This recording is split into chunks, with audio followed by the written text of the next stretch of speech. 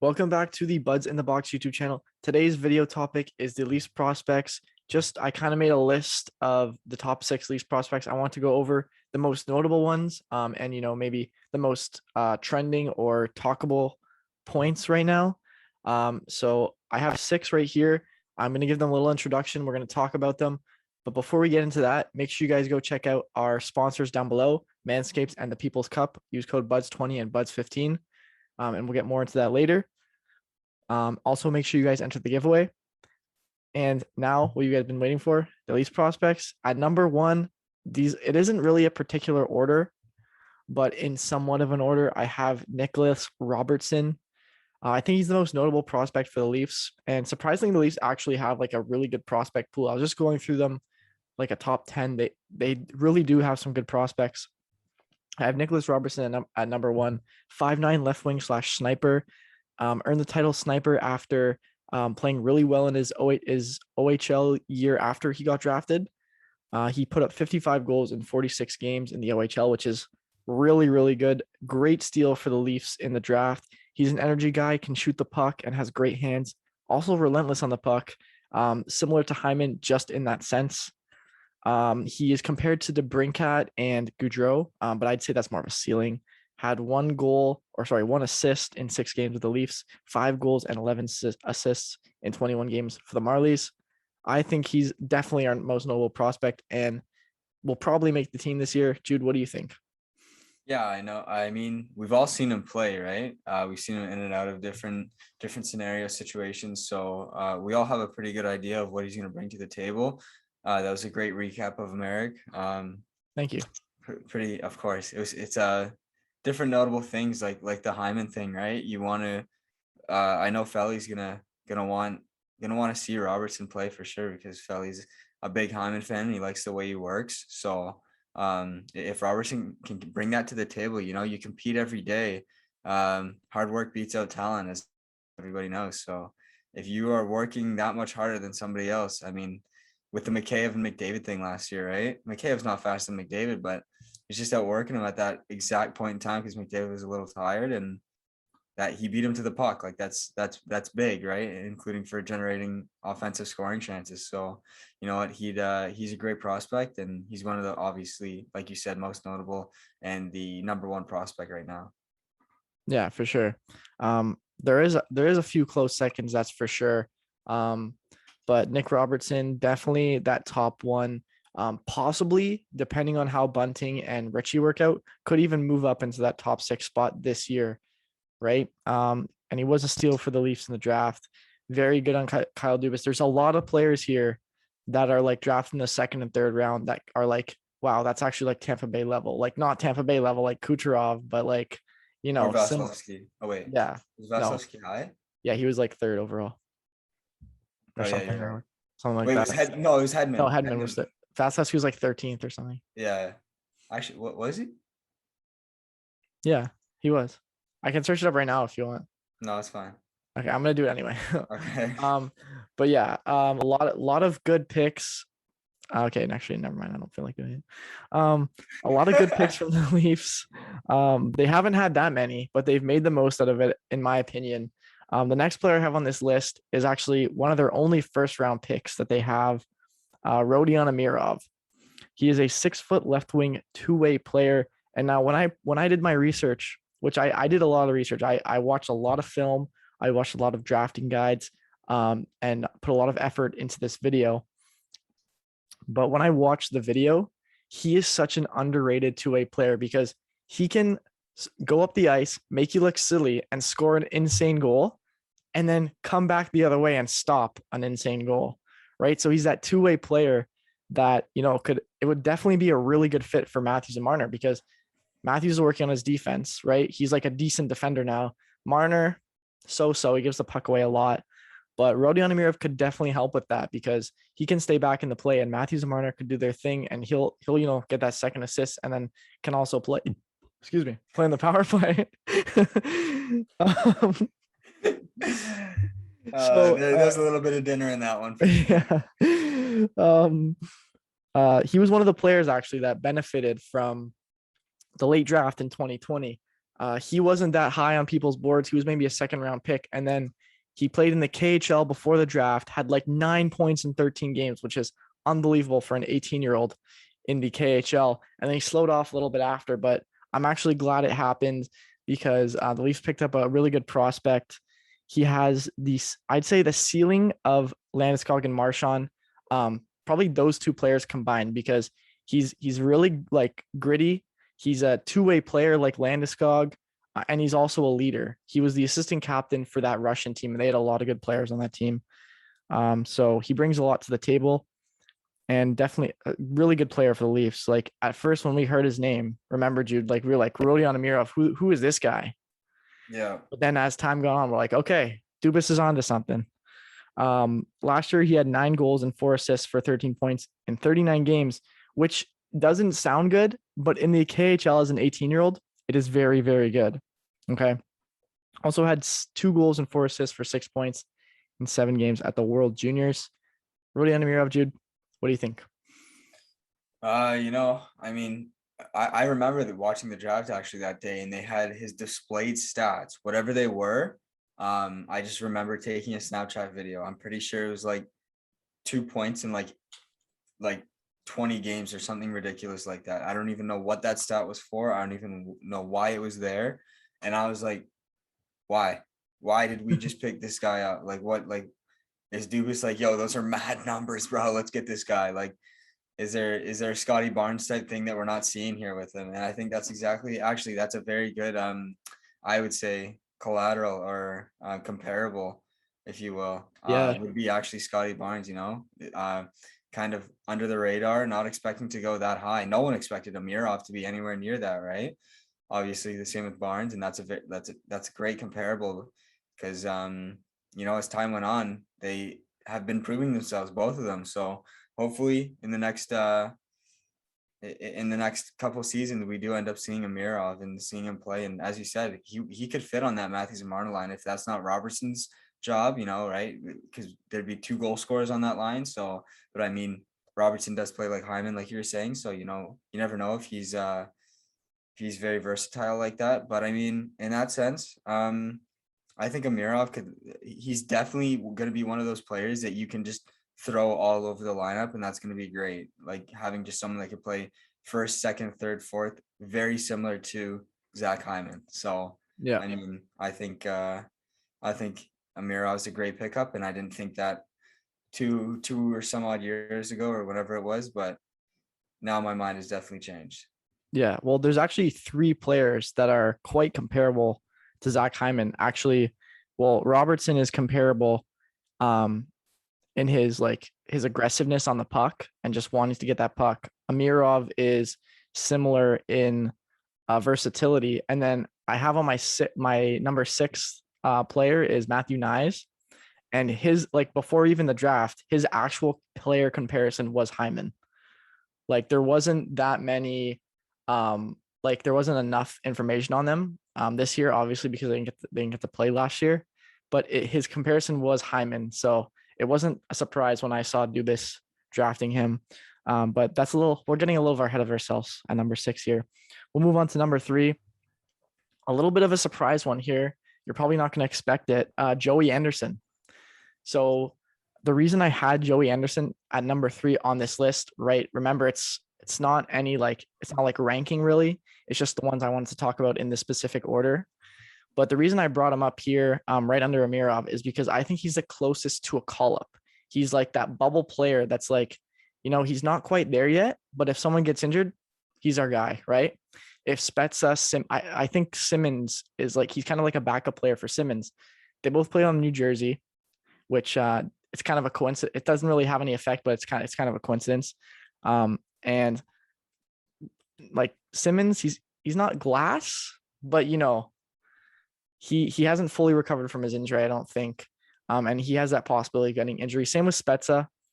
So players on the 4th line can probably be replaced. If they get injured, they're calling up Joey Anderson, right? He's a jack of all trade guys, 5'11", right wing.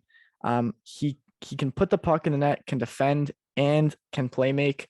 He has potential to be a top 6 forward on the Leafs if he's developed properly. I I think it's a very low chance though, because they already have like their 2 top 6 right wings. But hey, you never know. Maybe he turns out to be an amazing player. He does have to get a more complete game though. And he's kind of on a little bit of downhill, especially since COVID. Excuse me. But he definitely can get there. He's 23, so he's definitely the next guy to get called up. He's young enough, and he has a lot of promise. Showed promise actually at New Jersey 2 seasons ago.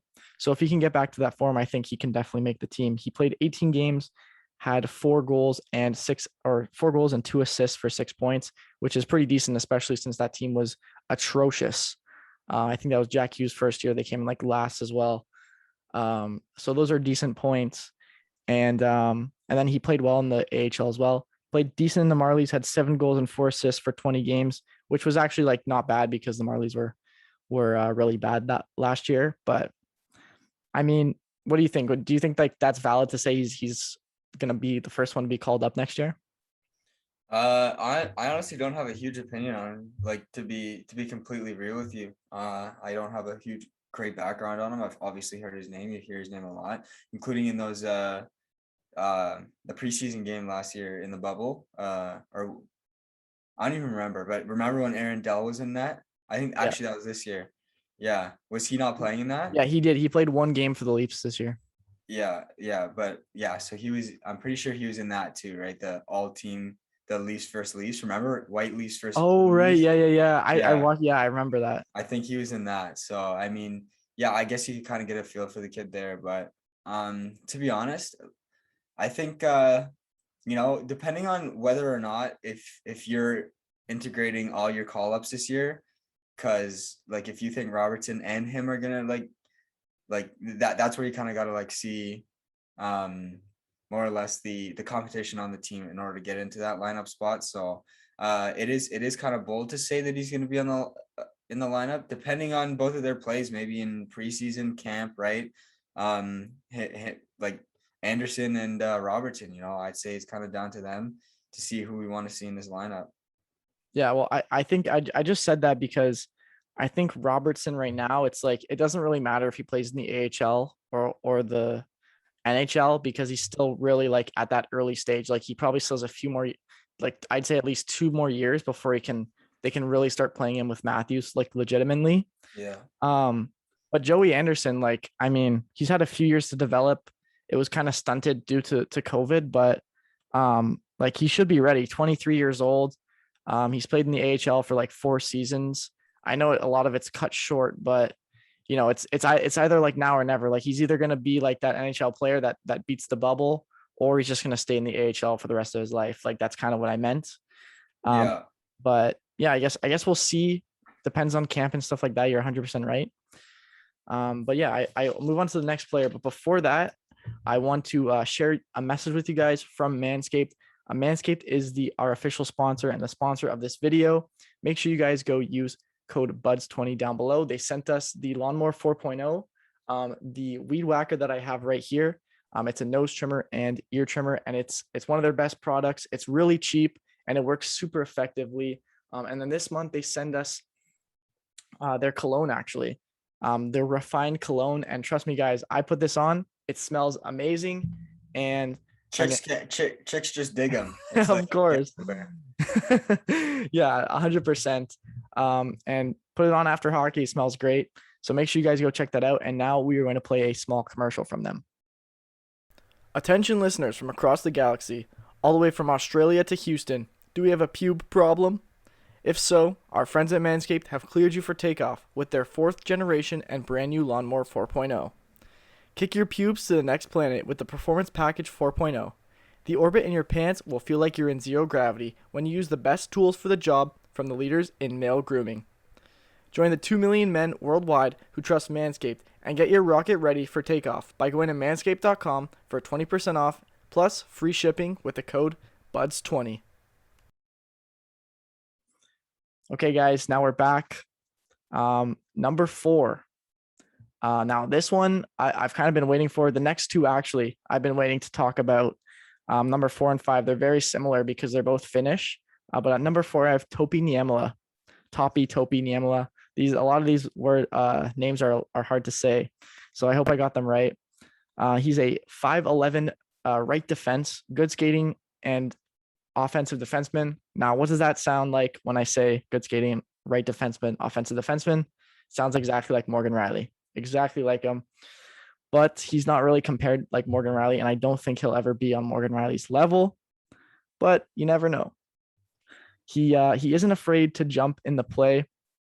He's great in the neutral zone and great hockey IQ. When I say great in the neutral zone, this guy is this is like one of the best defensemen I've ever seen for his age in the neutral zone. Like I'm not that heavily involved in prospects, but I watch the World Juniors every year.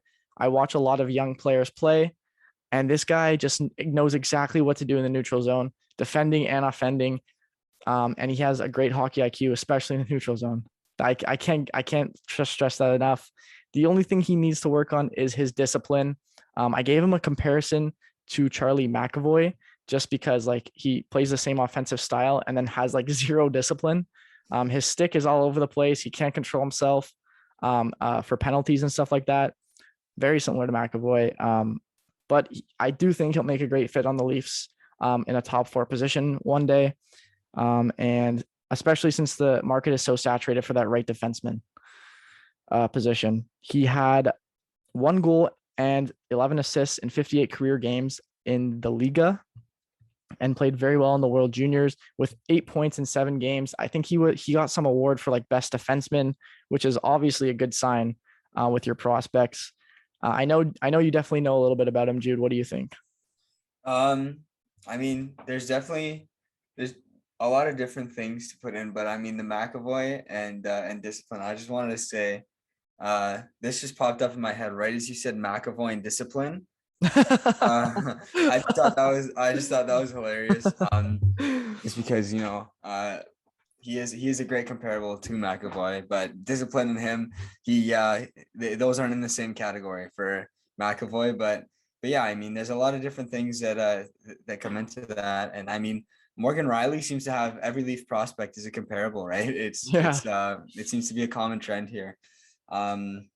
But you're saying his neutral zone play is great, and I mean that's a great thing to hear. There's just one thing about Riley, and that's his lack of defensive ability, right? We know that well, and TJ Brodie's made up for that, and that's like a nasty D pairing, and we know that well because they play great together. You have that offensive threat, and then you have that defensive stick work. He's good on the 2-on-1s, which Riley gives a lot of, right, in that sense. So in terms of the Riley comparable, you want to see an offensive defenseman who can also play defense very well. So I mean, it's very hard to find. I mean, Erik Karlsson was one of the best, so was Burns, but now they're just kind of washed at this point, both of them.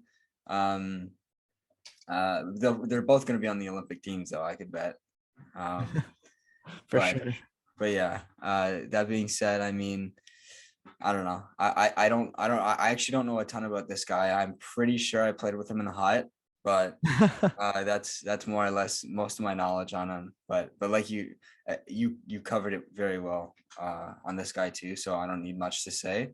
But yeah, I mean, if he works on his discipline, we'll probably see him in a couple of years. Yeah, definitely. I mean, right now, do the Leafs really need another offensive right D? You have Morgan Riley, which, I mean, let's be honest, we're probably going to lose him next year.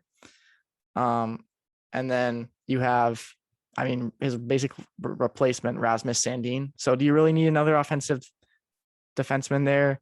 Offensive right D there? Not really. He probably has more value to be traded if he actually turns out to be great. So who knows? Maybe we won't even see him for the Leafs. Hopefully we do, because the film I watched, he's a really good player. But onto his counterpart. Well, not really counterpart. I'd more say he's more of an ally. Number 5, Roni Hervonen. I hope I'm saying that right. It's another Finnish name. And Roni is 5'9" center, 2-way playmaker. Now, this guy is as underrated as it gets. Him and this other guy that I have in my honorable mentions, Nick Abrazazy. I don't even know how to say it. These guys are like criminally underrated as Leaf prospects. He plays a great 2-way game and can be a penalty killer in the NHL. Like he's literally NHL ready for penalty killing right now. I watched a lot of his film in the World Juniors. He's unbelievable. Great at anticipating plays, closing off lanes, and he's really, really good at breakouts. Like the Finnish team was so good at breakouts, and he was one of the main reasons why. Him and Niyamala were the reasons why. So we kind of got that duo going on. He models his game after guys like Bergeron and Kopitar, but I'd say a fair comparison is someone like Blake Coleman, who, Jude, you know I love Blake Coleman.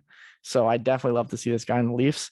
Definitely can see him as a third line, just a lockdown third line center, kind of like what we had like Riley Nash for, except Riley Nash turned out to be like a terrible trade, but we'll put that past us. And he had 37 points in 106 games in his Liga career, which is unbelievable as a 19-year-old.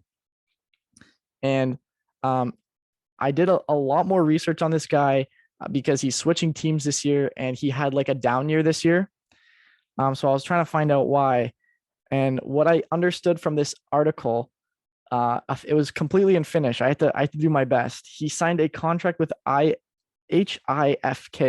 in Finnish free agency because his team was like super, super bad last year. So he switched teams, and hopefully he can, go back to his original form and keep developing. I hope to see him with the Marlies soon. And he did also play on that same World Junior team with Niyamala. As I said, he had 6 points in 7 games. So a great showing. Jude, I'm not sure if you know too much about this guy, but just from what you hear, what do you think? I mean, yeah, we've been looking for a Blake Coleman, Barclay Goodrow type of two-way forward, right? And it sounds like we got a couple of these guys, right, coming up in the minors. So that'd be pretty cool, definitely, to see him soon. And yeah, he might be getting tossed around a little bit in the HIFK, but hopefully he performs better on a better team, because we all know what the Leafs are, a better team. That's for sure. A lot of these guys have potential, and they're also young. Matthew Nyes, I have at number 6, was just drafted, one of 2 players drafted this year, which sounds crazy since we start with 7 picks and we only picked 2. But regardless, Arizona native, just like Matthews. I don't think he played for the U.S. development team, but he played in the USHL. He's 6'3", so same height as Matthews, center/left wing, kind of same as Matthews. But he is a scoring playmaker dual threat, which is unlike Matthews. Matthews is just a scorer. He uses his body to his advantage, and is great on and off the puck. Will do whatever it takes to get to that puck. And this is the guy that I said before that was the Hyman comparable. So like even before the draft, they compared him to Hyman, and the Leafs obviously drafted him thinking he would be a new Hyman. I'm assuming that's what Dubas's plan was. Hopefully it works out. He's a point per game guy in the USHL, and he's attending the University of Minnesota this year. So not too much to know about him, but I'm not sure if you saw that clip of him. I think it was in the USHL on Twitter. It was like pretty viral. And he literally went through the whole team and just backhanded at top shelf. Did you see that one? Yeah, I think I might have. Yeah. Okay. That was a sick goal. Like he is really good. What do you think about him overall? I mean, all the Matthews comparables are pretty hilarious, in my opinion, but more or less time will tell. I think with him, he's got a ton of potential, and I think he's definitely going to be a good fit. Just depends where. And it's funny how Arizona's pumping out these huge hockey players for some reason, like big dudes. Who would have Yeah. thought? Like they have ice there. All right. Yeah, they're definitely best ODR place ever. Yeah. But yeah, those are my top 6. Matthews Nyes finishes off the list last but not least. And yeah, these are all the guys that I think just have a lot of potential. Just guys I wanted to talk about. I do have some honorable mentions that I want to give out, just so that people don't get mad if I didn't include some Leafs players. And I definitely think that all these guys can be NHL ready. The Leafs have an amazing affiliate organization that can develop players, and I definitely believe in it. And I also believe in Kyle Dubas, even though Leafs haven't made it past the first round, but I believe in him. I feel like he's drafted well. So some honorable mentions. Mikhail Abramov. I know he was like one of the best hut cards, so you might know him from there. I believe he Oh, was Abramov. yeah, Abramov. Yeah. Yeah, he's a really fast center. He played for Russia. Yeah, He dropped a yeah. lot in the draft. I think the Leafs took him in the third round. I watched him in the World Juniors too. Oh yeah, he was That was side amazing. hot. He was amazing. Yeah, he has great leadership, and he's really fast. That's all I really know I feel about like we him. both pronounced him wrong. Yeah, it's for some. Yeah, it's Abramov or Abramov or something. Yeah.